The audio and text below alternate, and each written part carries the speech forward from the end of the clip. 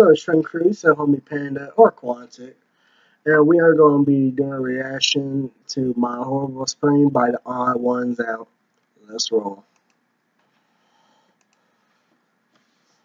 Class spell Wednesday. I don't know how to spell Wednesday. Well, James, just sound it out. Oh, okay. So, like this? No, James, it's Wednesday. You said sound it out, and that's how you sound it out. You think you have it bad? Do is spelt with an X. I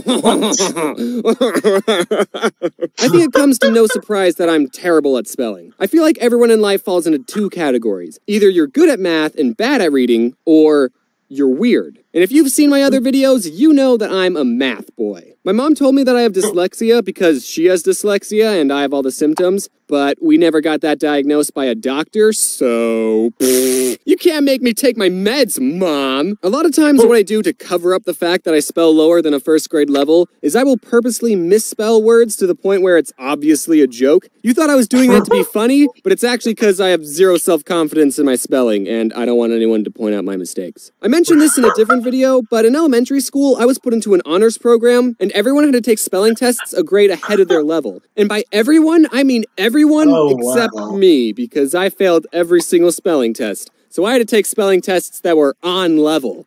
Ew. Every week when we took a spelling test, I would have to move to the back of the classroom, and the teacher would stand right next to me. She'd call out everyone else's word, which had like 8 syllables, like anti-disestablishmentarianism, and then she'd turn to me and give me my on-level word. James, your word is cat.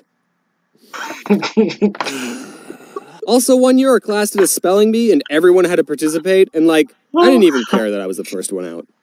Hey, that's almost my name. Another thing that I mentioned in a pretty old video is that I used to have a speech impediment when I was little. I couldn't pronounce my O's and I talked like this. I'm good now.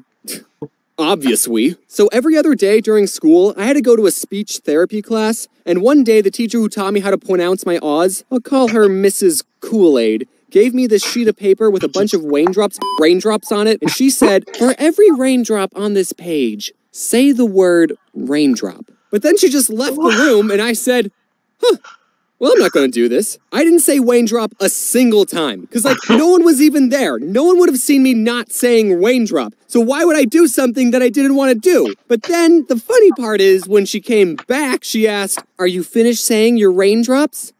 No. Well, how many did you say? I didn't say any. You stupid child. I told her the truth for some reason. I don't know why. It was probably the easiest lie in my life to get away with, but that's why I remember this story. I'm still mad at myself for telling the truth. And I had to say raindrop a bunch of times in front of her, and she would only go to the next raindrop until I said it right, and it was terrible. Really hurt my feelings. Since I was struggling with reading and spelling, I had to get an IEP.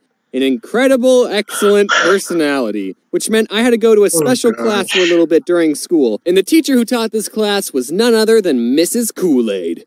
Oh yeah.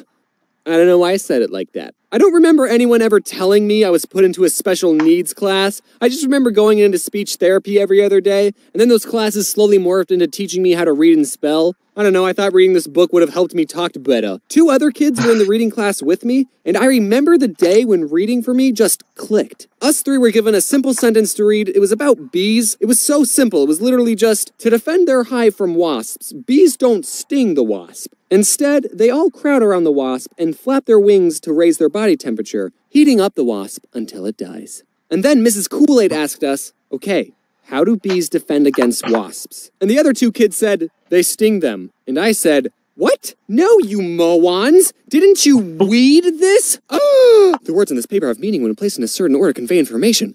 Also, I never want to get hugged by a bee. So I was in these classes all the way until the 6th grade. I was getting better at reading. I still wasn't great, but I was getting better at it. And one day, Mrs. Kool-Aid said, you know, James, you should try competing in the Battle of the Books. Battle of the Books?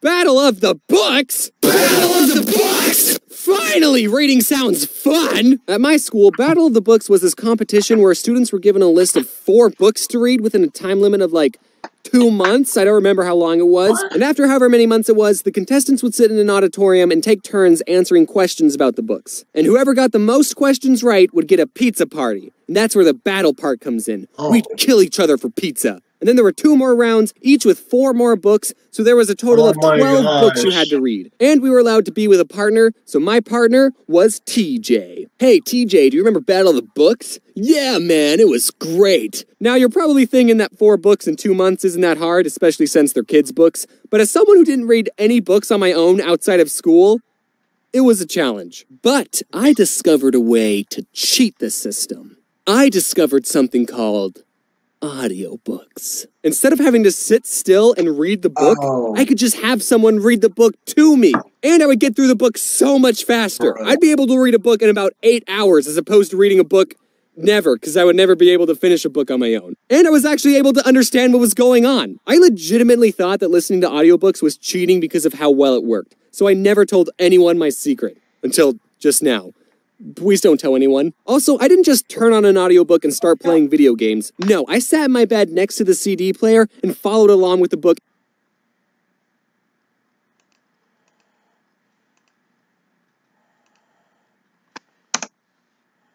And sometimes I even took notes. I've wanted to talk about my love for audiobooks for so long, but I can't, because then people will think I'm getting paid by a certain company, but I'm not. Also, the whole time I was keeping track of everyone's points, and me and TJ got the most questions right. My math skills are finally being useful. I was already craving the pizza. After the last round, the teacher said, "Okay, I'll tally up all the points and let you all know who the winner is in a couple of weeks." But since I was keeping track of everyone's score, I already knew we won. I turned to TJ and I said, "TJ, guess what? We already—" Oh, this is the round that you were sick on. How did I not notice that until just now? But then a couple of weeks go by and I'm not hearing any news about a pizza party. I was expecting to walk into class one day and there would just be a pile of pizza boxes waiting for me. But that never happened. The teacher in charge of the competition was the librarian. So one day I went up to her and I asked, "So, did you ever say who won the Battle of the Books? Also, my favorite pizza is barbecue chicken." And she said, "Oh, these 2 5th graders won."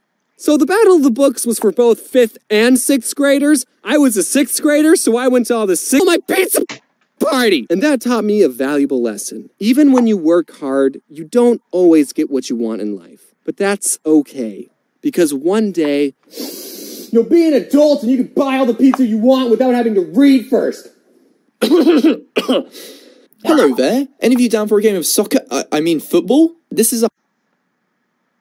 Well, anyways, I'm gonna end this reaction video. You guys want to see? You guys want to see more of these? Go ahead. Let's slash that like button, and we can let also slash that subscribe button. Be part of the stream crew. I see you dudes on the next block. Peace.